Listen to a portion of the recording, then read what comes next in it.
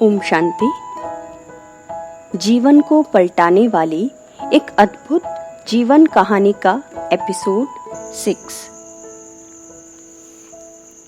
इस अवस्था में उन्होंने एक मधुर गीत बनाया जिसे वो मिलकर सभा में भी गाते थे। गीत को गाते और सुनते हुए उन्हें ऐसा लगता कि वो कुंजों की तरह इस संसार से उड़कर बहुत ऊपर जा रहे हैं, निज आत्माओं के धाम को। गीत के कुछ पद इस प्रकार हैं। उड़ी ओम में जाती हैं ये गाती ब्रह्मा ज्ञान, तन मन धन की सुध बिसराकर जाती हैं निज धाम। ज्यों थक कर चिड़िया संग संग उड़ती जाती है निज ठाव, त्यों सखियां थक कर जन्म मरण से होती हैं उपराम। मैं दुखियारी भटक रही थी, भूली थी निज धाम। ओम मंडली ने लक्ष्य बताकर मिलाया मुझे घनश्याम। अमृत प्याला भर भर पीती, नित करती ज्ञान स्नान। ज्ञान अविनाशी गाते गाते चली जाती सुखधाम। बस इस सुख शांतिमय जीवन का अनुभव करते करते वो शरीर की सुध बुध भूल जाती थीं। वो सारा दिन एक अलौकिक मस्ती में रहती थीं। उनके जीवन में सुख और परिवर्तन देखकर शहर के काफी बुजुर्ग पुरुष भी अपने पुत्रों पुत्रियों आदि के साथ अर्थात समस्त कुटुंबी सत्संग सुनने आते थे। उनमें भाई रिझूमल जी, भाई रत्नचंद जी, भाई दयाराम जी और बाद में भाई विश्व किशोर जी भी थे, जो कि हैदराबाद के प्रसिद्ध व्यक्तियों में से थे और सपरिवार ज्ञान रत्नों की खुशी में और ज्ञानामृत तथा पवित्रता के नशे में उमंग से चल रहे थे। इस सत्संग में आने वाले बहनों भाइयों ने ये अनुभव युक्त गीत बनाया था और इसे वो सभी मिलकर गाया करते थे। ज्ञान नगर में बिताऊंगी तज के 5 विकार, प्रेम नगर में बिताऊंगी तज के अशुद्ध विचार। ज्योति नगर में बनाऊं घर तज के देह अहंकार। ज्ञान के गहने ज्ञान के भूषण, ज्ञान ही सब श्रृंगार। ज्ञानी माता ज्ञानी पिता, ज्ञानी है कुटुंब परिवार।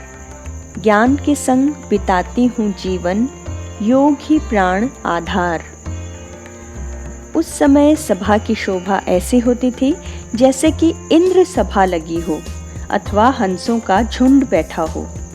सभी कन्याएं माताएं जो पहले बहुत ही फैशनेबल थीं, श्रृंगार प्रिय थीं, हीरे जवाहरात से सजी रहती थीं और अशुद्ध खान पान वाली थीं, अब वो इस पवित्र गीता ज्ञान को सुनकर अपने आप ही पवित्रता के रास्ते पर आ रही थी।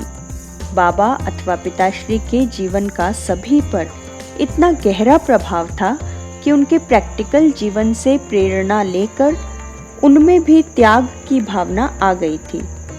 अब उन सब का जीवन सादा, विचार उच्च, बोल मधुर, दृष्टि ज्ञान युक्त और वृत्ति सात्विक होने लगी थी। उन्होंने पवित्र जीवन का अच्छा रस लिया था, इसलिए अब उन्हें काम वासना वाला जीवन दुर्गंधपूर्ण, विषैला अथवा पलीद जीवन लगता था। ज्ञानामृत के घूंट भर भर पीने से उन्हें एक नया जीवन मिला था जिसका निराला ही सुख था। अतः उन्होंने मन ही मन प्रण किया था कि अब ब्रह्मचर्य व्रत में रहकर प्रभु को मन में बसाकर हम योगियों जैसा जीवन व्यतीत करेंगे। घर में रहेंगे परंतु कमल पुष्प के समान जीवन बनाएंगे। हम विकारों की कीचड़ से ऊपर उठकर रहेंगे। अब बाबा ने जब सत्संग अथवा ईश्वरीय ज्ञान की क्लास का ये विकसित रूप देखा और परमपिता की करामात देखी तो उन्होंने ओम राधे को इस सत्संग अथवा ईश्वरीय विद्यालय के लिए अवैतनिक इंचार्ज नियुक्त किया और उनके साथ 8-10 अन्य ज्ञाननिष्ठ कन्याओं माताओं की एक कार्यकारिणी समिति बनाकर अपना समस्त धन और अपनी संपत्ति माताओं की उस कमेटी को अर्पित कर दी। ये कमेटी अक्टूबर 1937 में बनाई गई थी। इस विषय में बाबा ने दिनांक 17 फरवरी 1938 को लिखा कि मैं अपना सब ज़र, जेवर, ज़मीन, मुतहरक और गैर मुतहरक जायदाद इन माताओं की कमेटी को समर्पित करता हूँ, ताकि ये इस ईश्वरीय सेवार्थ कार्य में लगाई जावे। अतः अब माताएं ही सारे कार्य को संभालने लगी।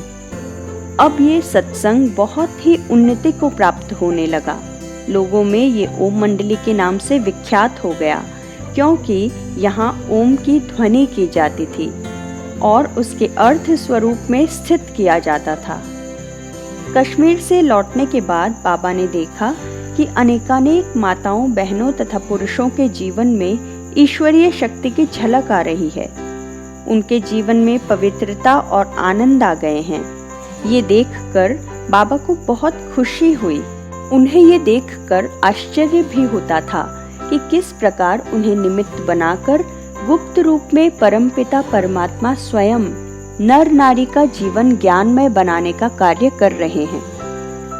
परमात्मा के सिवा किसी मनुष्य का तो ये कार्य हो ही नहीं सकता था। वही तो उनके शरीर के माध्यम से आत्माओं की जन्म जन्मांतर की ज्ञान पिपासा बुझा रहे थे। अब परमपिता परमात्मा शिव अर्थात गीता के भगवान ने उनके मुख कमल द्वारा ये महावाक्य उच्चारण किए कि काम विकार नरक का द्वार है। वो उन्हें समझाते थे कि ब्रह्मचर्य के बिना ज्ञानामृत की पूरी धारणा नहीं हो सकती। काम विकार को ही ग्रंथों में मूत पलीति कहा गया है। यही हलाहल विष है जो कि आत्मा को पतन के गर्त में धकेलता है। सत्संग में आने वाले नर नारी ने ज्ञानामृत का रस चख लिया था। उन्हें पवित्र जीवन का आनंद मिल चुका था। अतः उन्होंने तो स्वतः ही मन में सोच लिया था कि अब वो पवित्रता पूर्वक जीवन व्यतीत करेंगे। उन्हें काम विकार वाला जीवन तो अब बिल्कुल गंदा लगता था और वासना भोग उन्हें मृत्यु से भी अधिक दुखदायक महसूस होता था। अब परमपिता परमात्मा शिव, जो कि तीनों कालों को जानते हैं, ने ओम बाबा के तन में प्रवेश करके सभी को ये निर्देश दिया कि वो अपने पिता, पति, अभिभावक अथवा संरक्षक से पत्र ले आएं, जिनमें ये लिखा हो कि वो अपनी पुत्री, बहू अथवा पुत्र को ओम राधे के पास जाकर ज्ञानामृत पीने, पिलाने तथा अपने जीवन को पवित्र बनाने के लिए खुशी से छुट्टी देते हैं। जिन माताओं, कन्याओं अथवा बालकों के माता पिता या परिवार के सभी जन आते थे, उन्हें तो ऐसा पत्र लिखा लाने में कोई कठिनाई नहीं हुई। परंतु जिस जिस महिला का पति इस सत्संग में नहीं आता था तथा जिस जिस के अभिभावक का खान पान, व्यवहार और संस्कार तमोगुणी भौतिकवादियों जैसा या पाश्चात्य सभ्यता से पूरी तरह रंगा हुआ था, उन्हें ऐसा पत्र लाने में बहुत कठिनाई का सामना करना पड़ा। एक ओर तो वो नित्य ज्ञानामृत पिए बिना न रह सकते, परंतु दूसरी ओर उन्हें पत्र भी न मिलता था। यही अवस्था नाबालिग कन्याओं तथा कुमारों की भी थी। परंतु प्रायः हरेक ने अपनी उच्च धारणाओं, अपने मनोपरिवर्तन, सादा जीवन आदि आदि का प्रभाव डालकर ऐसा पत्र ले ही लिया, ताकि उन्हें भी ऐसे उत्तम सत्संग में प्रवेश मिल सके। वास्तव में कुछ लोग ये समझ ही नहीं सकते थे कि ये किस प्रकार का सत्संग है। एक ओर तो वो वहाँ जाने वाले नर नारियों के जीवन में आशातीत परिवर्तन देखकर बहुत खुश भी होते और आश्चर्यचकित भी होते। दूसरी ओर वो वहाँ दिव्य साक्षात्कारों की भरमार देखकर इस सोच में पड़ जाते कि ऋषि मुनियों को भी साक्षात्कारों का होना बहुत कष्ट साध्य था। यहाँ छोटे बड़े सभी लोगों को सहज ही श्री कृष्ण का साक्षात्कार, बैकुंठ का साक्षात्कार तथा कलियुगी सृष्टि के महाविनाश का साक्षात्कार कैसे हो जाता है। वो स्वयं आहार व्यवहार की शुद्धि तथा ब्रह्मचर्य के नियमों का पूरी तरह पालन करने को उद्यत न होते और ज्ञान के रहस्यों को अपने मलिन विचारों के कारण समझ भी न पाते, इसलिए वो रुकावट भी डालते थे। उनमें से कई लोग इस पत्र के कारण संपर्क में आते और उनके अपने जीवन में भी सहज ही परिवर्तन आ जाता। इस विषय में ब्रह्मा कुमारी हृदय पुष्पा जी ने अपना अनुभव इस प्रकार व्यक्त किया था। एक दिन बाबा ने कहा कि आप सभी अपने लौकिक माता पिता से या सास ससुर से चिट्ठी ले आओ जिसमें लिखा हो, हम अपनी बच्ची या स्त्री को छुट्टी देते हैं कि वो ओम मंडली में ओम राधे के पास ज्ञानामृत पीने और पिलाने जावे। मैंने भी अपने लौकिक पिता से इसके लिए आवेदन किया। वो मांसाहारी थे, शराब खूब पीते थे तथा उनके संस्कारों का धर्म की ओर झुकाव नहीं था। वो ये सुनकर बहुत ही गर्म हो गए और बोले, मैं ऐसा नहीं लिख कर दूंगा। मैं सोच में पड़ गई कि अब क्या होगा। बाबा चिट्ठी के बिना सत्संग में प्रवेश नहीं देंगे और पिताजी लिख कर नहीं देते। मैं तो ज्ञानामृत के बिना वैसे ही तड़प कर मर जाऊंगी जैसे मछली जल के बिना तड़प कर मर जाती है। मैं मन ही मन प्रभु को याद करके कहती थी, प्रभु आप ही मेरी सहायता करो। आखिर एक दिन मैंने लौकिक पिता को कहा, आपको बाबा ने याद किया है। ये बात सुनते ही हमारे पिता का मन मोम की तरह पिघल गया। वो कहने लगे, दादा इतने बड़े व्यक्ति हैं, यदि वो मुझे बुलाएं तो ऐसा नहीं हो सकता कि मैं न जाऊं।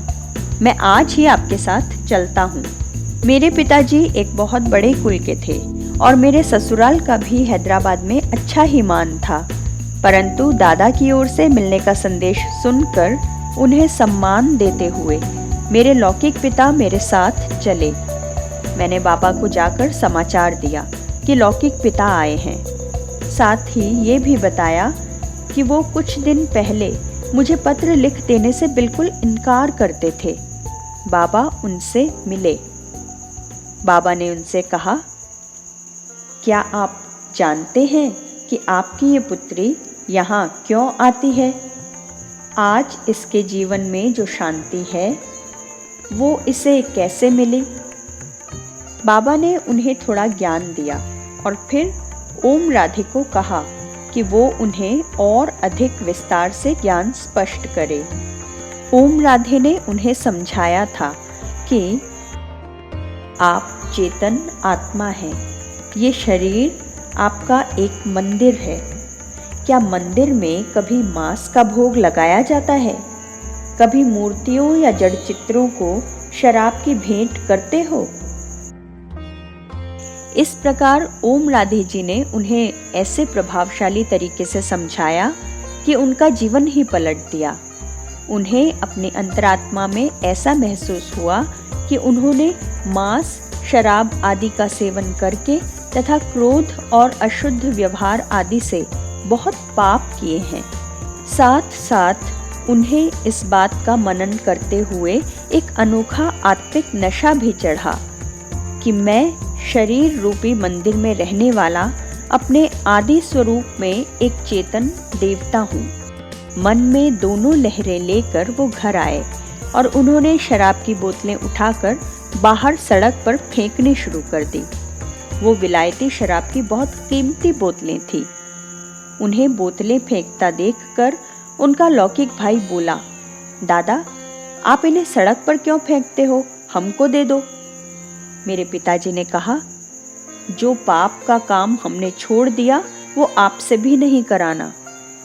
उस दिन से लेकर पिताजी शाकाहारी बन गए और घर में अशुद्ध भोजन का निषेध हो गया। जब मैंने देखा कि हमारे लौकिक पिता के मन में अब ज्ञान का रंग लगा है, तो मैंने फिर वो पत्र लिख देने के लिए कहा। मेरी लौकिक बहन जी तथा माता जी भी चिट्ठी लेना चाहती थी।